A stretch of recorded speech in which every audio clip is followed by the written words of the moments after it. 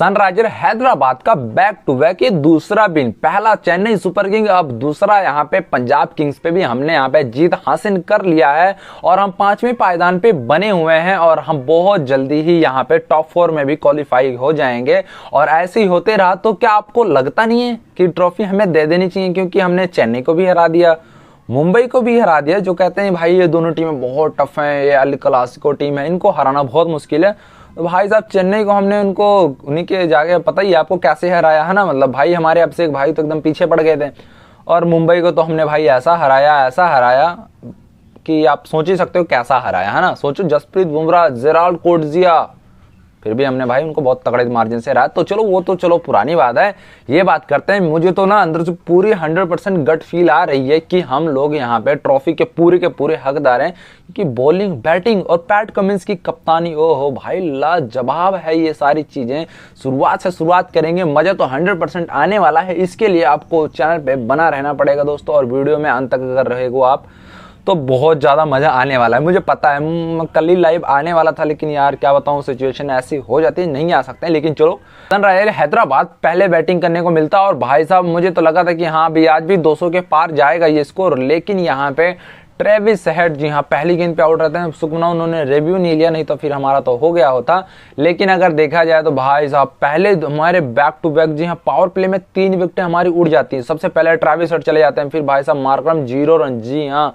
उसके बाद बात करें हम यहाँ पर राहुल त्रिपाठी को, भाई हम इम्पैक्ट प्लेयर के रूप में भी इंट्रोड्यूस कर देते हैं, लेकिन भाई वो भी खाता मतलब बहुत ज़्यादा अच्छा नहीं कर पाते हैं और चले जाते हैं। लेकिन जो यहाँ पे सबसे इंटरेस्टिंग चीज़ होता है, आपको पता है, आते हैं नीतीश कुमार रेड्डी, जिन्होंने अपने पुराने पिछले मैच में झलकियां तो दिखा दी थी कि बंदे के अंदर पोटेंशियल कितना ज्यादा है, और हमने बात भी की थी भाई खिलाओ। और भाई साहब छक्के देख के ना आहा जो आनंद और चरम सुख मिला है ना, कसम से मजा तो भाई पूरा आया है। और मैं तो बहुत ज्यादा खुश हुआ भाई बैटिंग देख के। और नंबर 4 पे भाई इनको फिक्स कर दिया जाए, नंबर 3 पे मार्करम, और यार अगर सब्स्टिट्यूट को किसी को लाना था भाई आप ग्लेन फिलिप्स को ले आते हैं ना, आपने अगर करना ही था।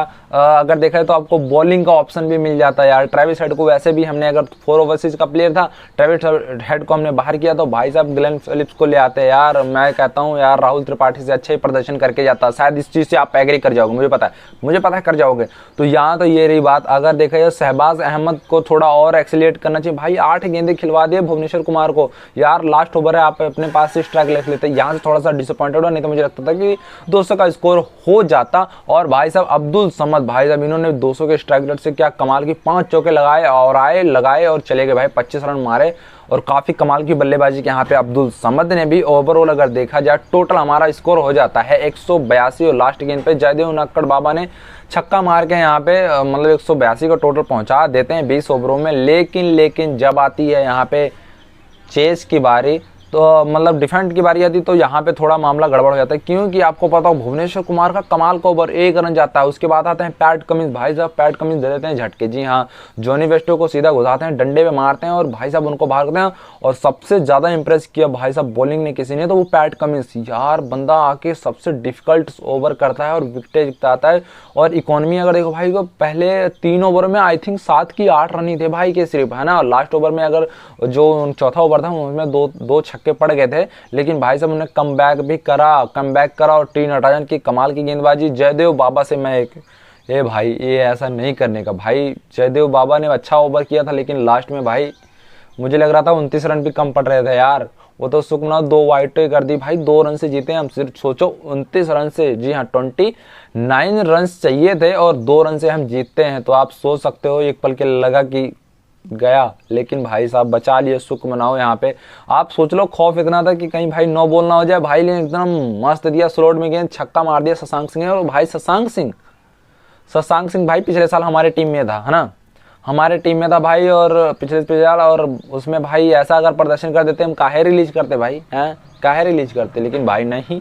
लेकिन चलो अब जो हुआ सो हुआ ये सारे। लेकिन जैसे करते करते भाई साहब मिल गए हैं हमें 2 पॉइंट्स। और अगला मुकाबला पता है किसके साथ है भाई साहब, रॉयल चैलेंजर बेंगलोर के साथ है। और उनकी वैसे भी डगमगाई हुई है पूरी की पूरी नैया।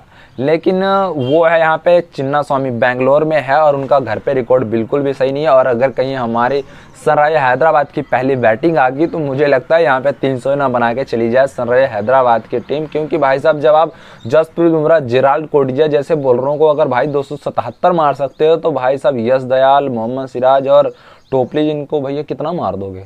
अब आप लोग कमेंट बॉक्स में जाके जरूर बताना कि कितना मार देंगे, एक छोटा सा ट्विस्ट बता देना। वीडियो पसंद आए तो लाइक से सब्सक्राइब जरूर करें। थैंक यू सो मच दोस्तों।